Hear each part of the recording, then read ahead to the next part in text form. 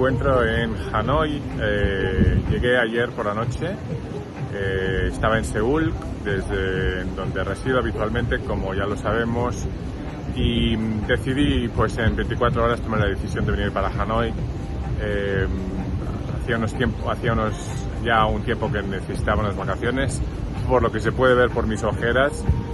Bueno, esto es también porque la noche anterior no dormí mucho, entre el vuelo y eso desde Corea, pero bueno, pues la primera impresión de Hanoi es que pues es sorprendente porque recuerda mucho a una ciudad europea, sobre todo por su arquitectura, por la cuadrícula de sus calles estrechas, de sus aceras. Y es una cosa que, bueno, todos habíamos oído hablar de la colonización francesa, pero la verdad es que no me hubiera podido imaginar en ningún momento que habría tenido tal impacto, ¿no? En cuanto a la arquitectura. Claro, es un barrio que seguramente no es muy grande, no es muy representativo de Hanoi, es la parte más pequeña, y entonces todavía me toca explorar bastante de ello.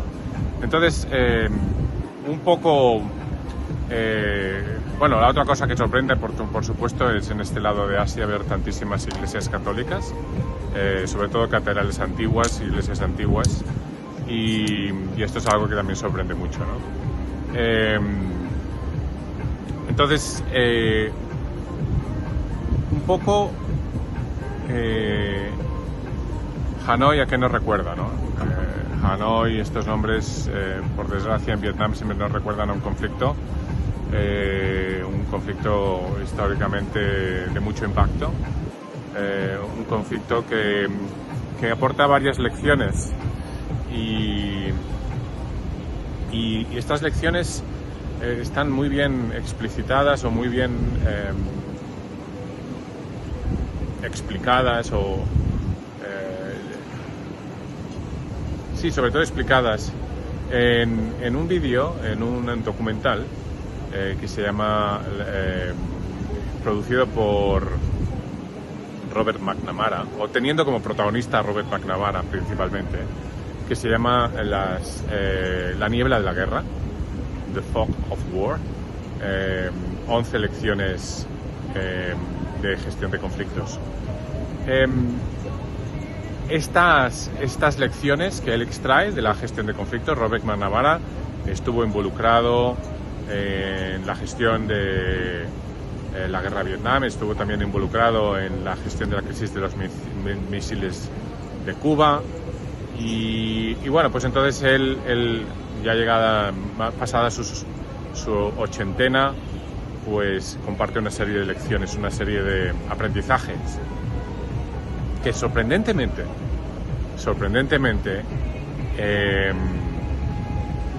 son, al menos de esas 11 lecciones de la guerra, al menos 6 o 7 son completamente extrapolables al mundo de los conflictos no armados, a cualquier tipo de conflicto, ¿no? Luego es verdad que hay otras lecciones que tienen que ver, por ejemplo, con logística, cómo gestionar la guerra, etcétera, pero hay 6 o 7 lecciones que hablan precisamente de lo dificilísimo que es poder anticipar cómo va a resultar un conflicto, cómo se va a desencadenar. Y a eso le llama él la niebla de la guerra. La niebla de la guerra. La niebla de la guerra no es un término acuñado por él, es un término acuñado por un militar, creo que cuyo nombre era como von Clausewitz, ¿no? La niebla de la guerra la acuñó un militar prusiano llamado von Clausewitz. Fíjate si me acuerdo, que no he revisado mis notas desde luego hace bastantes años, pero se me quedó muy grabado en donde este término, ¿no? Porque muchas veces cuando entramos en un conflicto, tanto como particulares como en representación de nuestros clientes como abogados, o también como militares, ¿no? A veces tenemos bastante claro pues los escenarios, etcétera, y sin embargo en el momento en que se entra en batalla o en el momento en que se desencadenan, digamos, la confrontación, los derroteros y los escenarios por los cuales puede recorrer un conflicto son prácticamente imposibles de predecir, ¿no? Y un claro ejemplo es el ejemplo de la guerra de Vietnam, en donde dada la diferencia de superioridad de fuerzas por parte de Estados Unidos, era prácticamente impensable que Estados Unidos fuera a perder este conflicto, ¿no? Pero hay otras lecciones muy interesantes que son de alguna forma más sutiles, más psicológicas, en donde, por ejemplo, él comparte que cuando estamos en un conflicto, pues nuestra visión es como una visión de túnel, ¿no? Una visión de túnel que quiere decir que somos incapaces o se nos hace muy difícil contemplar otras perspectivas que no sean las nuestras. Se nos hace muy difícil porque estamos en un modo de defensa, un modo que requiere mucha energía, que requiere mucha concentración y parece que contemplar otras perspectivas puede ser un distractor, ¿no? Y que nos puede hacer vulnerable. Es decir, si tenemos clarísimo que tenemos un enemigo delante, considerar otras opciones, por ejemplo, de negociación o de diálogo, o ponerse en el lado del enemigo, puede ponernos en una situación de altísima vulnerabilidad, y entonces esto, digamos, es algo que a la mente le resulta muy difícil hacer, a la vez que, digamos, esta dualidad de abrir espacios de diálogo para ver defenderse es algo que es prácticamente muy difícil de hacer coexistir en una misma persona, ¿no? Porque son energías completamente diferentes, son análisis completamente diferentes, y una energía puede ser distractora de la otra, o un foco puede ser distractor del otro. Él explica en su libro cómo el conflicto de Vietnam, digamos, el detonante específico, porque siempre hay un momento, un detonante, ¿no? Un detonante específico del conflicto, él explica que fue debido a un error de análisis por parte de los militares estadounidenses. Él explica cómo habían navíos estadounidenses, digamos, bordeando Vietnam, en concreto una península que ahora no recuerdo su nombre, pero habían sufrido ataques por patrulleros vietnamitas, o creían que podían sufrir ataques. En un momento dado, digamos, el operador de radio, no sé si de una fragata o de un navío estadounidense, comunica que han sido objeto de un ataque, ¿no? Y entonces,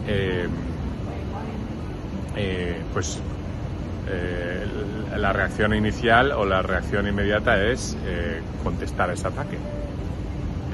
Pero bueno, durante todo el día, este mismo operador de radio luego se arrepiente, comunica que quizás no, que quizás han sido sus nervios le han confundido, el estar completamente en modo alerta le ha confundido, luego corrobora que sí.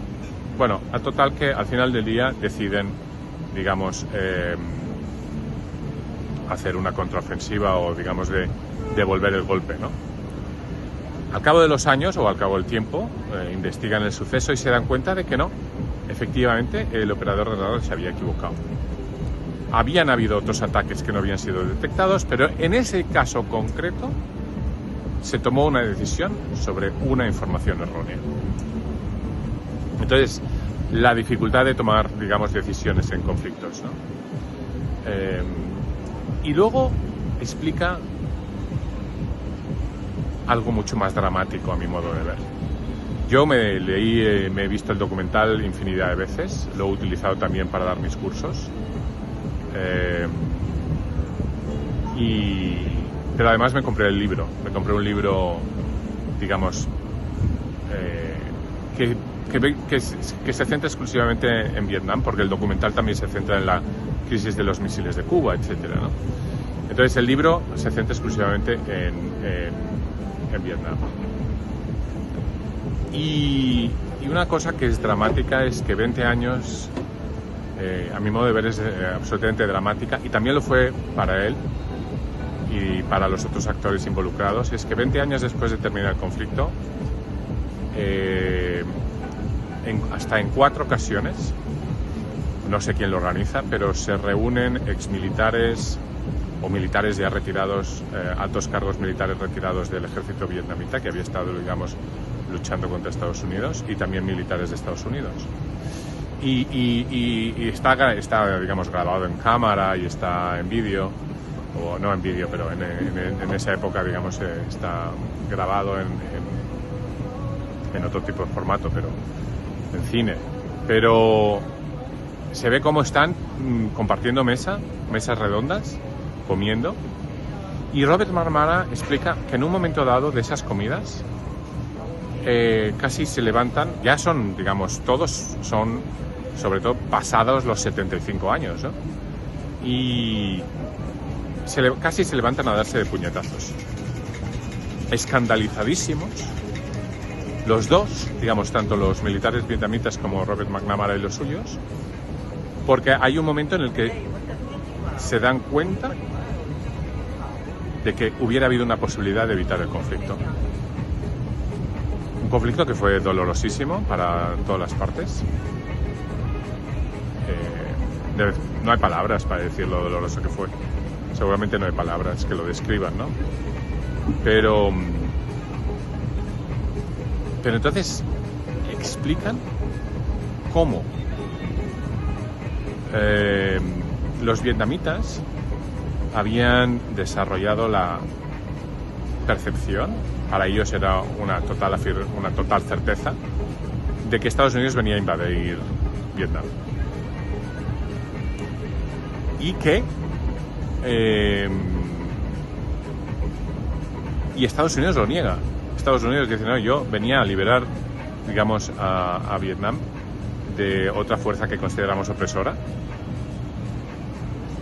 Pero entonces el otro lado le dice, es que nosotros, hubiera un momento en que hubiéramos estado dispuestos a que, a cambio de que protegieras nuestra integridad territorial, es decir, que no nos invadieras, nosotros pudiéramos hacer reformas políticas o digamos, conducir la política del país en una forma que sería seguramente también aceptable por Estados Unidos. Y entonces ahí es cuando Robert McNamara dice, bueno, ¿y por qué carajo no comunicasteis este mensaje? Porque este mensaje hubiese sido aceptado inmediatamente y hubiera paralizado el conflicto. Y está, o sea, no tengo el libro ahora, pero está la frase concreta, digamos, en donde el militar vietnamita contesta una cosa que me parece que además se produce en tantísimos conflictos diariamente, que es que dice, no teníamos la sofisticación para comunicar ese mensaje sin que eso nos estuviera mostrando como con una muestra de debilidad, ¿no? Entonces, esta afirmación de entrever una posibilidad de acuerdo, pero a la vez no dar el paso al frente para comunicarla, la he visto yo como abogado infinidad de veces, ¿no? En el sentido de, bueno, que lo proponga el otro. Y es una tragedia. Es una tragedia. Hay esta necesidad imperiosa en todos los conflictos de mostrarse fuerte, ¿no? De no mostrarse débil.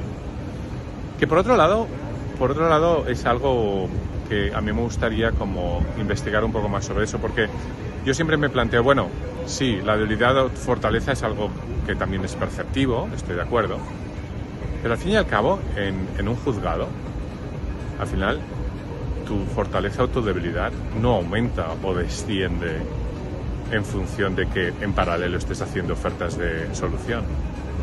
Es decir, yo esto en un mundo de conflicto armado lo puedo entender más, pero en un tema de que las armas son las que te ofrece la ley y son las armas que vas a poder plasmar en escritos y con prueba, etcétera, pues al final tu prueba y tus escritos son los que son. ¿Por qué te tienes que mostrar más fuerte o más débil, digamos, en la fase de negociación? ¿Qué necesidad hay, ¿no? Pues bueno, a lo mejor no la hay, o a lo mejor sí que la hay y tengo que investigar más, pero lo que es obvio es que en el mundo de los conflictos jurídicos diariamente se pierden ocasiones de presentar propuestas y contrapropuestas. Y bueno, yo creo que en parte por eso me dedico a lo que me dedico, para tratar de minimizar o hacer que esas, digamos, posibles desviaciones fuera de la autopista del escalamiento del conflicto, pues se puedan dar cada vez y más a menudo. Al final, el mediador pues puede también contemplarse como esa forma sofisticada de poder trasladar ciertos mensajes, ciertas propuestas, sin que vengan de uno de los lados, sin que sean propuestas, digamos, directamente de A a B, en donde A y B están en un conflicto, y en donde el mediador, habiendo explorado esas propuestas con A y B, puede luego ponerlas sobre la mesa como una iniciativa propia y de alguna forma así salvar la dignidad o proteger, digamos, esa necesidad de no mostrarse débil por ambas partes. Entonces son pequeñas, digamos, son cosas abstractas, son cosas que si quieres lo podríamos llamar de comportamiento humano, de sociología, de psicología del conflicto si quieres, de sociología del conflicto, pero que están en el absoluto meollo de las situaciones diarias en las que todos nosotros nos encontramos. Nosotros, digo, personas, grupos, países, vecinos, matrimonios en proceso de ruptura, familias, de nuevo, países, etcétera, ¿no? En fin, nada es sencillo.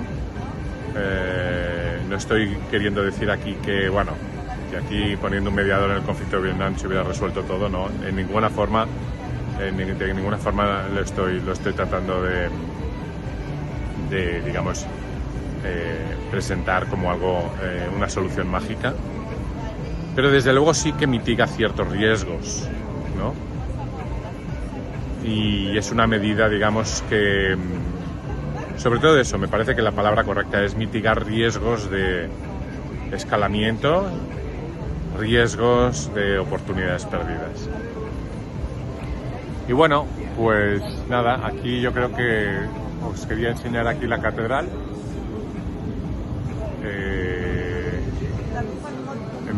Yo creo que va a empezar a llover aquí de un momento a otro, que cae una tormenta que es que yo no sé ni cómo se aguantan las casas de pie. Estamos en pleno monzón. Luego durante el día, ¿no? Durante el día, digamos durante la mañana, pues ha refrescado bastante, gracias a toda la lluvia que ha habido durante la noche. Y bueno, yo animo a venir por acá porque esto está muy animado.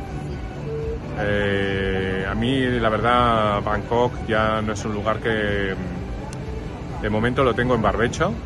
De las varias veces que he ido me he frito de calor. Y aquí siento que no... Quizás veo menos cemento que en Bangkok, por supuesto. Y eso como que también refresca el ambiente, la vista y la sensación de, digamos, de calicha. Bueno, pues esto es todo por hoy. A ver si pues durante estos días subo algo más. Saludos.